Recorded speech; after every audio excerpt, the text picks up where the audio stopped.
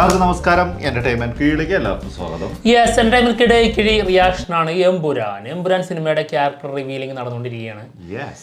രണ്ട് പ്രധാനപ്പെട്ട വേഷം ചെയ്യുന്ന രണ്ട് പേര് നമ്മുടെ മുന്നിലേക്ക് വന്നിട്ടുണ്ട്.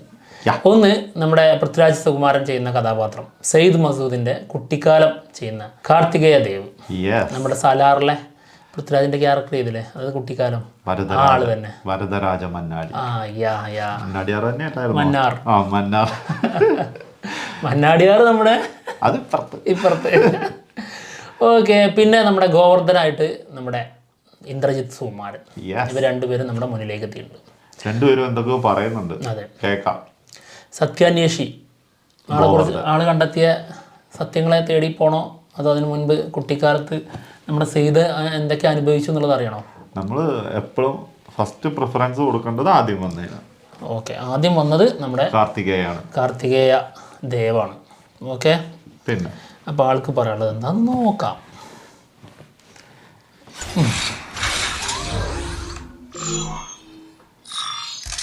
Come on, bro. Hello, this is Karthikeya and I'm playing younger version of Sayyid Masood in Empuraan. Basically, this is my first Malayalam film and I'm so grateful to work with this great filmmakers for my first Malayalam film itself. I found Zayid's character very inspiring because this character stands against all the odds. When producer described Zayid's character to me, he described that his true power lies in his unwavering determination. And that is the thing I tried to get, like, that is something I try to get in every scene in my acting. I've already done Salar as producer's younger version, Varadaraj Manna's younger version in Salar, but I never got to meet him. But this time I got this opportunity to work under his directorial. Producer being himself a great performer, coming in front of me and performing and showing me what to do in the scene was truly a fanboy moment at that time. It was truly a wonderful experience working with producer and his amazing team. This team has more confidence in me than I have on myself. I'm so excited for you to meet Zayid on screens. Don't miss Empuraan in theaters on March 27, 2025. This is a story you can't miss. Thank you. പൊളി, എന്താ sound! ഞാൻ ആലോചിക്കണേ, അതായത് നമ്മളിപ്പോൾ ഒരു പ്രധാനപ്പെട്ട നടൻ്റെ കുട്ടിക്കാലം അത് ഏതാണ്ടൊക്കെ മുഖസാദൃശ്യമുള്ള ഒരാളായിട്ട് വന്നു. അപ്പോൾ നമുക്ക് ആ ക്യാരക്ടറിനോടുള്ള ഒരു ഇഷ്ടം എത്രത്തോളായിരിക്കും അല്ലേ? പിന്നെ അതൊരു സത്യമാണ്, സത്യമായിട്ടുള്ള കാര്യം. ഭയങ്കര ഇഷ്ടമായിരിക്കും. ഇപ്പോൾ നമ്മുടെ സലാറില്ലേ, അതിൽ ദേവ എന്ന കഥാപാത്രം ചെയ്ത നമ്മുടെ പ്രഭാസിൻ്റെ ക്യാരക്ടറില്ലേ, ആ ക്യാരക്ടറിനോടുള്ള ഇഷ്ടത്തിനേക്കാൾ കൂടുതൽ എനിക്ക് പൃഥ്വിരാജിന്റെ ക്യാരക്ടറിനോടായിരിക്കും ആൾക്ക് ഇഷ്ടം. പിന്നെ അത് തീർച്ചയായിട്ടും അയാളുടെ ചെറുപ്പമാണ്. പിന്നെ ആകെ ഒരു ഒറ്റ കാര്യത്തിനുള്ളത്, നിങ്ങൾ എല്ലാവരും കൂടി ഇങ്ങനെ വന്നിരുന്നിട്ട് മാർച്ച് 27 വാന്ന് പറഞ്ഞിട്ട് ഈ ലോകത്തുള്ള മലയാളികളെല്ലാം കൂടെ ഒന്ന് എവിടെ പോയിരുന്നിട്ട് സിനിമ ആകെ കുറച്ച് ഫാൻ ഷോയെ വന്നിട്ടുള്ളൂ. ആകെ 350 ഫാൻ ഷോ, വളരെ കുറച്ച്. ശരിക്കും 12 മണി മുതൽ അങ്ങ് തുടങ്ങണം, എന്നാലേ നമുക്ക് ലിയോ സിനിമയുടെ റെക്കോർഡിനെ. ലിയോ അല്ലേ മാരത്തോൺ ഇത് ചെയ്തിരുന്ന റിലീസ്, മറ്റേ ഫാൻ ഷോ ചെയ്തിരുന്ന. അതിനൊക്കെ പിടിക്കാൻ നമുക്ക് ഒന്ന് ശ്രമിച്ചാൽ പിടിക്കാവുന്നുള്ളൂ. തീർച്ചയായിട്ടും. ഇല്ലെങ്കിൽ പിന്നെ ദുൽഖർ വരേണ്ടി വരും. കൊണ്ട് അതെ, അത്രയും ഗ്യാപ്പ് കൊടുക്കും. അത്രയും ഗ്യാപ്പ് ഒന്നും കൊടുക്കാൻ പാടില്ല, അതിനു മുമ്പേ വെട്ടണം. പിന്നെ എന്താന്ന് വെച്ചിട്ടുണ്ടെങ്കില് ഈ 12 മണിക്ക് സിനിമ കഴിഞ്ഞിട്ട് 12 മണിക്കൊക്കെ ഷോ ഉണ്ടെങ്കിൽ ഒരു 1:30-2 പക്ഷേ 3 മണിയൊക്കെ ആകുമ്പോഴത്തേക്ക് സിനിമ കഴിഞ്ഞ് വന്നിട്ട് റിവ്യൂ ചെയ്തിട്ട് ഒരു ഉറക്കം ഉറങ്ങിയിട്ട് പിന്നെ വൈകുന്നേരം നോക്കണം എടുത്തിട്ട് റിവ്യൂ. എനിക്ക് ഉറങ്ങാൻ പറ്റും തോന്നില്ല, ആർക്കും ഉറങ്ങാൻ പറ്റും തോന്നില്ല. ചിലപ്പോ അത് കഴിഞ്ഞിട്ടായിരിക്കും അന്ന് തന്നെ എനിക്ക് അടുത്ത ഷോയ്ക്കും പോകേണ്ടി വരും. അതൊരു വൈബായിരിക്കും. ഇതിങ്ങനെ അന്ന് സോഷ്യൽ മീഡിയ ഇതിങ്ങനെ ആഘോഷിക്കും. അപ്പൊ അതിന്റെ ഒരു വൈബേ അന്നത്തെ ദിവസം എന്തായിരിക്കും, ഉറങ്ങാൻ പറ്റില്ല.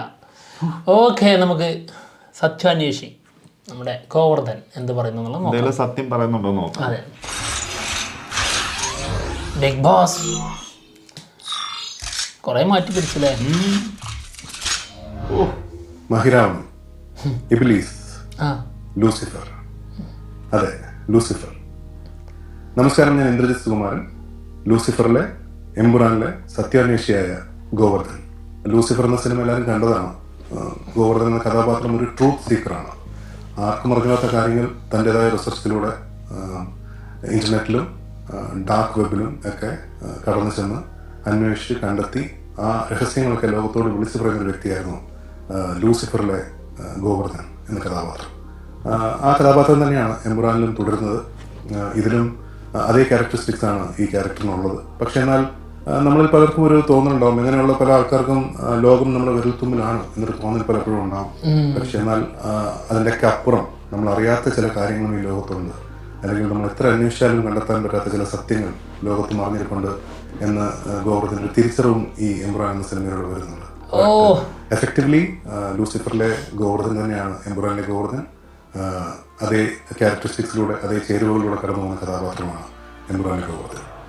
When you work with a director with so much of clarity, ഇപ്പോൾ രാജുവിനെ സംബന്ധിച്ചിടത്തോളം ഒരു പ്രോജക്റ്റിൽ നിന്ന് എന്താണ് വേണ്ടത്, അല്ലെങ്കിൽ ഒരു ആക്ടറിൽ നിന്ന് എന്താണ് വേണ്ടത്, ഓരോ സിറ്റുവേഷൻസ് എങ്ങനെ വേണം എന്നൊക്കെയുള്ള വളരെ വ്യക്തമായ ധാരണ എന്ന് പറഞ്ഞാൽ not just about screenplay, പക്ഷേ ഒരു ഷോട്ട് എങ്ങനെ വേണം, ഒരു കഥാപാത്രം എങ്ങനെ നടക്കണം, ഒരു കഥാപാത്രം എങ്ങനെ സംസാരിക്കണം, അതിനൊക്കെ വളരെ വ്യക്തമായ ധാരണയുള്ളൊരു ഡയറക്ടറാണ്. അപ്പോൾ ഞാനിതിന് മുൻപും എൻ്റെ പല അഭിമുഖങ്ങളിലും പറഞ്ഞിട്ടുള്ളൊരു കാര്യമാണ്, കമ്മ്യൂണിക്കേറ്റീവ് ആയിട്ടുള്ള ഡയറക്ടേഴ്സിനോട് വർക്ക് ചെയ്യുമ്പോൾ for an actor it is easier.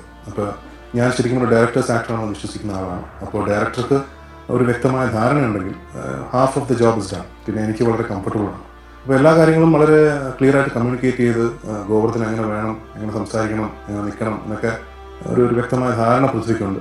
അത് എന്നോട് സംസാരിച്ച് ആ ഒരു കഥാപാത്രമാണ് ഞാൻ അങ്ങനെയാണ് പെർഫോം ചെയ്യാൻ ഞാൻ ശ്രമിച്ചിരിക്കുന്നത്. അപ്പോൾ എൻ്റെ ജോലി ഈസി ആയിരുന്നു, കാരണം രാജുവിന് അറിയാമായിരുന്നു എങ്ങനെ വേണം എന്നുള്ളത്. കുറേ കൂടി ഒരു ബിഗ് സ്കെയിൽ സ്റ്റോറി പറയുന്ന സിനിമയാണ്.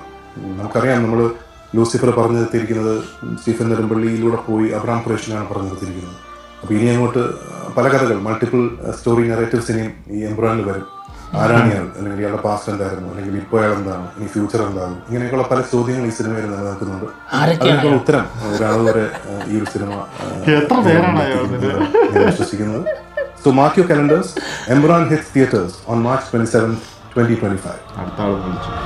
ഓക്കെ, ഉറപ്പിച്ച് ഞങ്ങൾ ലോക്കൽ.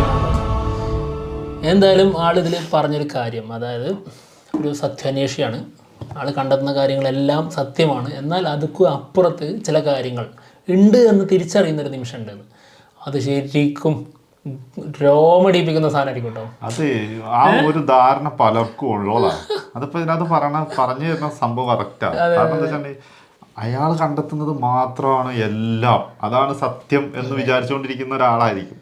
അതിൽ നിന്ന് ഇതൊന്നും അല്ല, ഇതിൻ്റെയൊക്കെ അപ്പുറം ഈ ലോകത്ത് നടക്കുന്നുണ്ട്, അല്ലെങ്കിൽ നടന്നുകൊണ്ടിരിക്കുന്നുണ്ട് എന്നുള്ളത് അറിയുന്ന സമയമുണ്ടല്ലോ. അത് ഭയങ്കര രസമായിരിക്കും ആ സീന്. ഉറപ്പല്ലേ? അതല്ലെങ്കിൽ തന്നെ ലൂസിഫറിൽ തന്നെ ലാസ്റ്റ് ആ ഒരു സാധനം കൊടുത്തിട്ടുണ്ട്. അതായത് അതുവരെ എന്താ പറയാ, സ്റ്റീഫനെ കുറിച്ച് പറഞ്ഞുകൊണ്ടിരുന്ന ഇതിനൊക്കെ ഒരു പോസിറ്റീവിലേക്ക് വന്ന സാധനമായിരുന്നു. അതെല്ലാം സത്യമായിരുന്നു എന്നാ കാണിച്ചത് ലൂസിഫറിൽ. എന്നാൽ അറിഞ്ഞതൊന്നും ഒന്നുമല്ല എന്ന് കാണിക്കുന്ന സാധനമായിരിക്കും ഇതിൽ. അപ്പൊ എന്തായിരിക്കും ആ സീന്, ആ സിനിമന്റെ ഏറ്റവും ഹൈ മൊമെന്റ്സിലുള്ള സമയത്തുള്ള സാധനമായിരിക്കും. പിന്നെന്താ, ഉറപ്പല്ലേ? എന്താണെങ്കിലും ഓക്കെ, ഫിക്സ്. അത് പിന്നെ ഉറപ്പിച്ചതാ. പറയുമ്പോ പിന്നെ ഇവര് വിളിക്കുമ്പോ പിന്നെ എങ്ങനെ തീർച്ചയായും ഞങ്ങൾ വന്നിരിക്കും. അപ്പൊ എന്തായാലും ഞങ്ങൾ പോവാണ്. മറ്റുള്ള വിശേഷങ്ങളുമായിട്ട് ഉടനെ തന്നെ വരാം. ബൈ.